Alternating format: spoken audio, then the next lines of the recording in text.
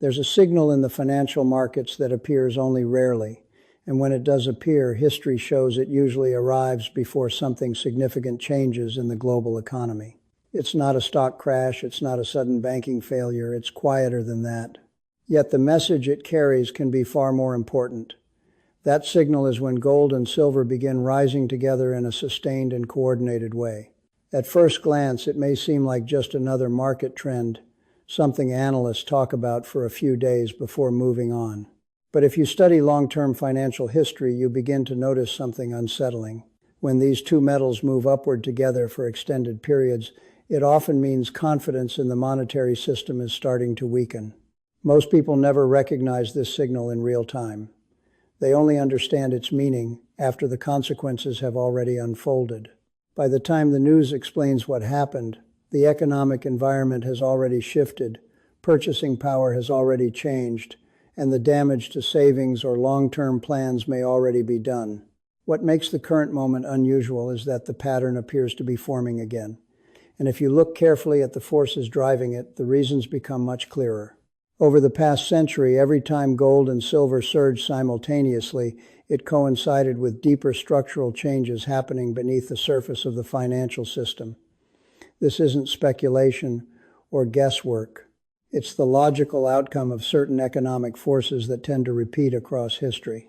Today, those same forces are beginning to align once again, and understanding them could matter more than most people realize, not just for markets, but for your savings, your family's future, and the long-term stability of money itself. We are living through a particularly unusual chapter in American economic history. In 2025, something remarkable happened in the precious metals market. Gold climbed more than 70%, while silver surged over 140%. Moves of that magnitude are rare individually, but what made this situation stand out was that both metals were rising together in a persistent and coordinated way. For many observers, it simply looked like another commodity rally. Markets rise and fall all the time, so it didn't immediately raise alarm. But precious metals behave differently from most other assets. Their movements tend to reflect deeper economic incentives and shifts in confidence. When investors buy technology stocks, real estate, or corporate bonds, they are usually expressing optimism about growth or profitability. When investors move heavily into gold and silver, the motivation is often very different. It frequently reflects concern about the long-term stability of currencies and the policies that support them. One way to think about these metals is to imagine them as early warning indicators like canaries in a coal mine.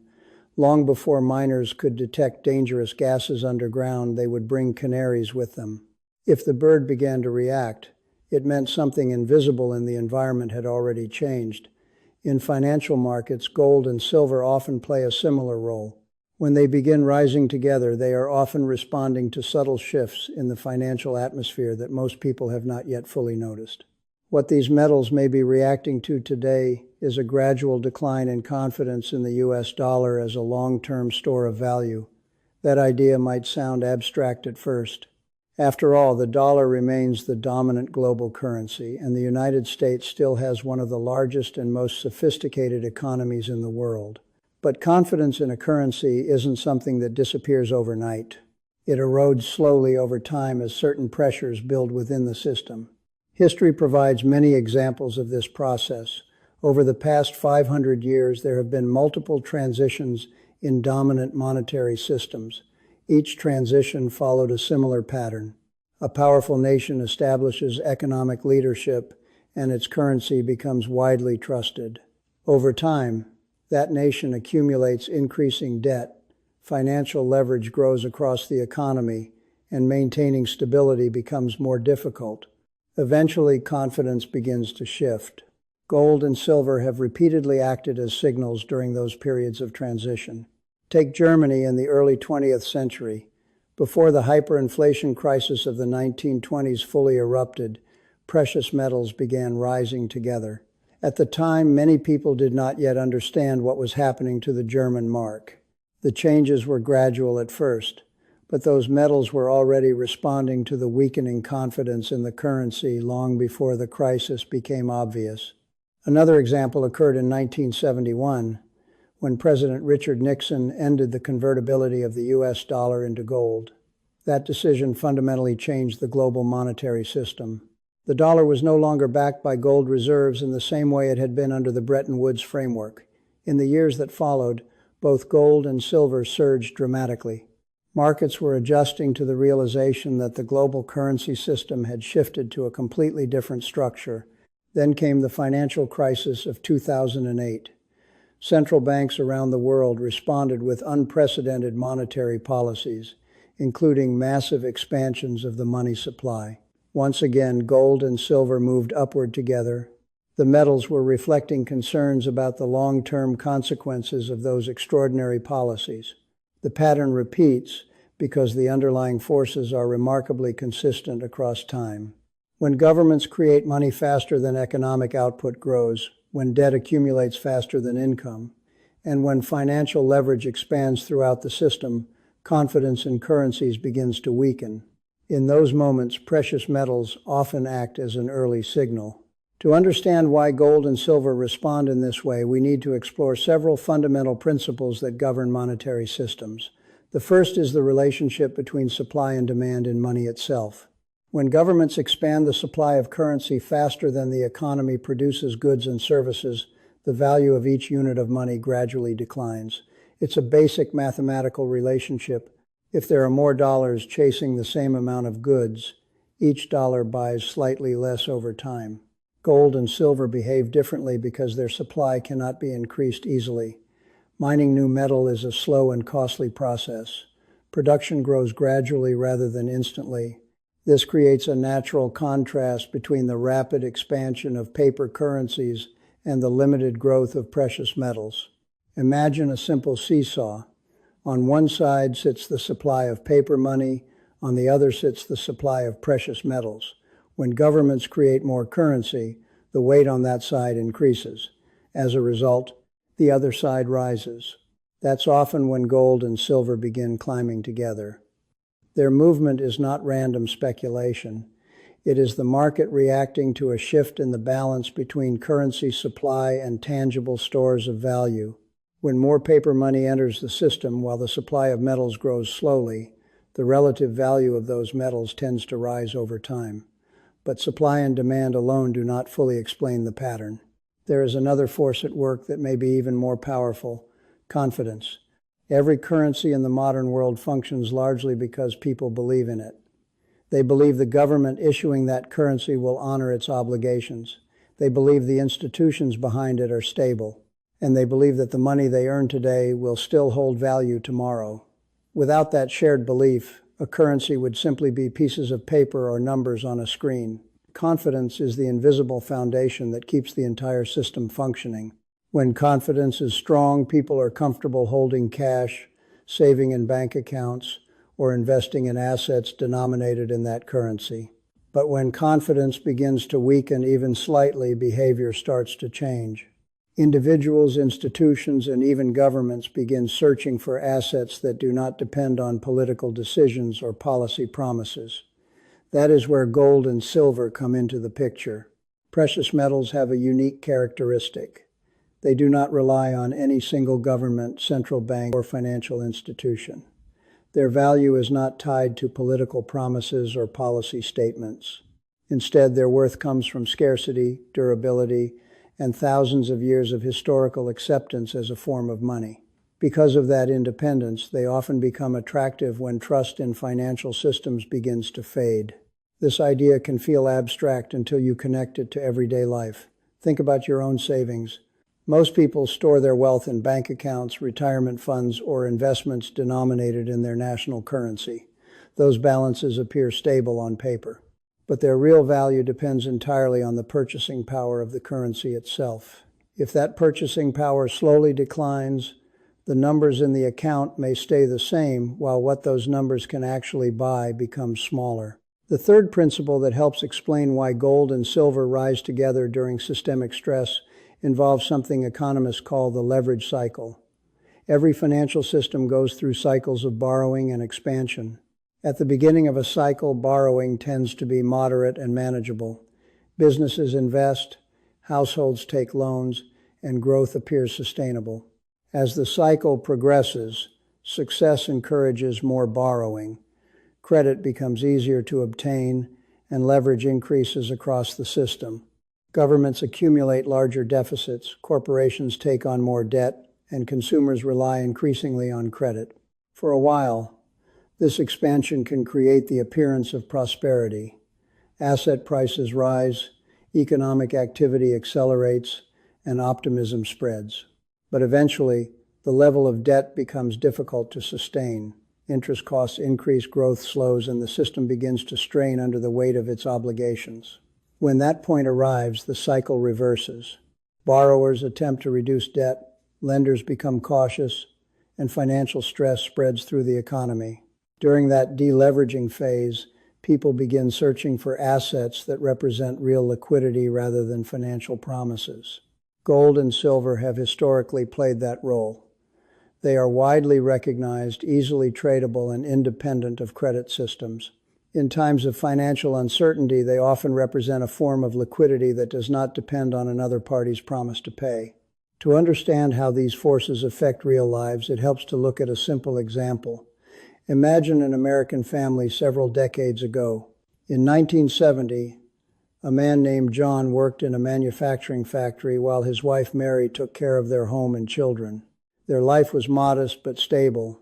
They owned a house with a mortgage, had some savings in the bank, and believed that steady work would allow them to retire comfortably. At that time, gold traded around $35 per ounce. The average annual salary in the United States was approximately $6,500. That means a typical worker's yearly income was roughly equivalent to 186 ounces of gold. Now fast forward to early January of 2026. Gold trades near $4,400 to $4,500 per ounce. Meanwhile, the average annual salary in the United States is about $52,000. When you convert that income into gold terms, it equals only about 11 or 12 ounces. That comparison reveals something important. Gold is not just a commodity. Over long periods of time, it acts as a measuring tool for the confidence people place in money. When the number of ounces that a typical salary represents declines dramatically, it reflects changes in purchasing power across generations. This kind of perspective rarely appears in daily financial news. Most discussions focus on stock market movements or short-term economic indicators. But when you step back and examine longer time horizons, precious metals often reveal deeper shifts in the monetary system. If you look closely at the current economic environment, you begin to see several warning signs that help explain why gold and silver are rising together again. One of the most significant involves government debt. By the end of 2025, the total federal debt of the United States had climbed above $38 trillion. Debt itself is not necessarily harmful if the economy grows fast enough to support it. But when debt grows faster than national income, the burden becomes increasingly difficult to manage. As that debt increases, so do the interest payments required to service it. Those interest costs place growing pressure on government budgets and limit the range of policy choices available to decision makers. To see how quickly this burden has expanded, consider the government's net interest payments. In fiscal year 2020, the United States spent about $345 billion on interest alone. Since then, interest costs have risen sharply as borrowing expanded and interest rates increased. According to projections from the Congressional Budget Office, those costs are expected to continue climbing significantly over the coming decade. If that trend continues, interest payments could consume a larger portion of the federal budget than many major government programs. Historically, moments like this have often been turning points in monetary policy decisions. When governments face rising debt burdens and growing interest obligations, they are forced to make difficult choices. They can cut spending, raise taxes, restructure obligations, or allow the currency to gradually lose value through inflation. Throughout history, the most common path has been currency devaluation. And that possibility is one of the reasons gold and silver often begin moving long before the broader public recognizes the underlying problem. Markets tend to react early to pressures that build slowly beneath the surface of the economy. By the time the consequences become obvious to everyone, the shift has often been underway for years. To understand why this is happening again today, we have to look at another powerful force that has shaped the global economy over the past 2 decades, the rapid expansion of the money supply. Since the financial crisis of 2008, central banks, particularly the Federal Reserve, have taken extraordinary steps to stabilize markets and support economic growth. In moments of crisis, they have the ability to create large amounts of money almost instantly through digital operations within the financial system. When central banks expand the monetary base, they are essentially increasing the number of dollars circulating in the economy. This can help stabilize markets during emergencies, but it also has long-term consequences. Each new dollar created adds to the total supply of currency in circulation. Over time, if the supply of money grows faster than the production of goods and services, the purchasing power of each individual dollar gradually declines. A simple analogy helps illustrate this idea. Imagine a glass of milk. If you pour water into that glass, the total volume increases, but the concentration of milk becomes weaker. The more water you add, the less pure the milk becomes. Monetary expansion works in a similar way. The more currency that is created, the more diluted the value of existing money becomes. Over the last 15 years, monetary expansion has occurred on a scale rarely seen in modern history. During financial crises, central banks have injected trillions of dollars into the system in an effort to stabilize banks, support government spending, and encourage lending. These policies help prevent deeper economic collapses in the short term, but they also introduce long-term pressures on the value of currency. At the same time, the U.S. government has continued to spend significantly more than it collects in taxes. Budget deficits have become a recurring feature of the fiscal landscape. While deficits can be useful during economic downturns, persistent deficits over many years create a structural imbalance between spending and revenue. When governments repeatedly spend more than they earn, the difference must be financed through borrowing. Over time, that borrowing accumulates into the large debt figures we see today. As debt grows, so do the obligations associated with servicing it, especially when interest rates rise. Eventually, governments face 3 fundamental options when dealing with large and growing debt burdens. They can reduce spending, which often proves politically difficult. They can raise taxes, which can slow economic growth and create public resistance.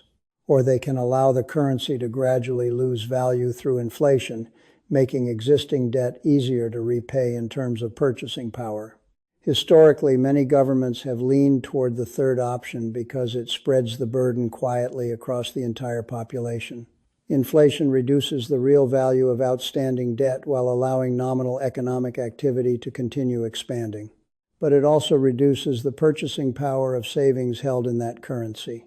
Another factor contributing to the current environment is geopolitical change. For decades, the U.S. dollar has served as the primary reserve currency for global trade and finance. Many countries hold large amounts of dollar reserves, and international commodities such as oil are often priced in dollars. However, as geopolitical tensions increase, some nations have begun exploring ways to reduce their reliance on the dollar for international transactions. This process does not happen overnight, but even gradual changes in global reserve preferences can influence demand for a currency over time. If countries begin holding smaller portions of their reserves in dollars or conducting trade using alternative currencies, global demand for dollars may slowly decline. That shift can place additional pressure on the currency's value. When you step back and look at the full picture, several powerful forces are operating simultaneously. Government debt continues to expand, interest costs are rising, the money supply has grown rapidly, and geopolitical dynamics are evolving. None of these factors alone necessarily signals immediate crisis, but together they create conditions that have historically led to monetary adjustments. That brings us to an important question many people ask at this point: how does all of this affect everyday life? At first glance, large numbers like trillions of dollars in national debt or global monetary policy may feel distant from the daily concerns of individuals and families. But the consequences eventually appear in the most practical areas of life. When the purchasing power of a currency declines, prices rise across the economy. This doesn't only affect imported products. It influences the cost of energy, groceries, housing, healthcare, and education. Everyday expenses gradually consume a larger portion of household income. For families planning their financial futures, the impact can be significant. Consider someone who has saved $500,000 for retirement. At first glance, that amount may appear substantial. But if the real rate of inflation averages around 7% per year, the purchasing power of those savings can decline dramatically over time. In 10 years, that same $500,000 would have the equivalent buying power of roughly $254,000 in today's terms. In other words, half of the real value would disappear simply due to inflation. This phenomenon creates an illusion that confuses many investors. Stocks and bonds are typically denominated in dollars. If the dollar itself loses purchasing power, the prices of these assets may rise in nominal terms while their real value remains unchanged or even declines. That's why some people look at a rising stock market and assume they are becoming wealthier, when in reality the purchasing power of their investments may not be improving at the same pace. When measured against something like gold, which historically preserves purchasing power over long periods, the picture can sometimes look very different. Debt can behave differently under these conditions. If someone holds fixed-rate debt, such as a mortgage locked at a low interest rate, moderate inflation can actually reduce the real burden of that debt over time. The borrower repays the loan using dollars that are worth less than the ones originally borrowed. However, this situation carries its own risks. If inflation rises too quickly, central banks may respond by increasing interest rates aggressively to stabilize prices. Rapid interest rate increases can slow economic growth and sometimes trigger recessions. And perhaps the most difficult aspect of monetary transitions is the impact on people who have spent decades working, saving, and planning responsibly. Individuals who believed they were building financial security can find those plans disrupted by policy decisions they had no ability to influence. This is why understanding monetary cycles is so important. Awareness allows people to prepare rather than simply react after changes have already occurred. Based on historical patterns and the economic forces currently in motion, there are several practical principles that can help individuals protect their financial stability in uncertain times. These principles are not about predicting the exact moment when change will happen. No one can do that with precision. Instead, they focus on preparation and resilience, ensuring that families are not completely exposed if the monetary environment shifts in unexpected ways. The first principle is intelligent diversification. Many people unknowingly place the majority of their financial security inside a single system, their national currency. Their savings accounts, retirement funds, investments, and even their future plans are all denominated in the same currency. As long as that currency maintains stable purchasing power, this arrangement works well. But history reminds us that currencies, like all institutions, are not permanent. Diversification means acknowledging that reality. It does not require abandoning the financial system or making extreme decisions. Rather, it means recognizing that holding different types of assets can provide balance.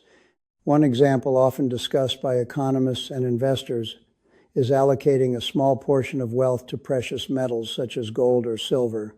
For many long-term investors, an allocation of roughly 5 to 10% of a portfolio in precious metals is not about speculation or chasing profits. It is a form of financial insurance. Just as homeowners purchase insurance hoping never to use it, precious metals can act as protection against the gradual loss of purchasing power that sometimes occurs during periods of monetary instability. The second principle involves understanding where we are in the broader credit cycle. As discussed earlier, economic systems move through phases of borrowing, expansion, and eventual correction. When debt levels grow too high and financial leverage spreads across the system, the economy eventually enters a stage where adjustments become unavoidable. At this stage of the cycle, it becomes especially important to maintain liquidity. Liquidity simply means having access to assets or funds that can be used quickly when circumstances change. During economic downturns or market corrections, many investors are forced to sell assets at unfavorable prices because they lack liquidity. However, individuals who maintain sufficient liquidity often have the opposite experience. When others are selling assets in panic, opportunities begin to appear. History repeatedly shows that some of the most attractive investment opportunities emerge during periods of financial stress when asset prices fall below their long-term value. Another principle that is often overlooked involves personal capability rather than financial assets. One of the strongest forms of protection against economic uncertainty is the development of valuable skills and knowledge. Unlike financial assets, skills cannot be diluted by monetary policies or eroded by inflation. An individual who has expertise in a meaningful field, whether in technology, healthcare, engineering, education, or another discipline, possesses a form of capital that remains valuable regardless of currency fluctuations. Knowledge compounds over time and often provides flexibility in changing economic environments. This perspective also encourages long-term thinking. Economic cycles rarely unfold over short time frames. Major monetary shifts often develop over decades. Decisions made today may not dramatically affect the immediate future, but they can significantly influence the financial security of future generations.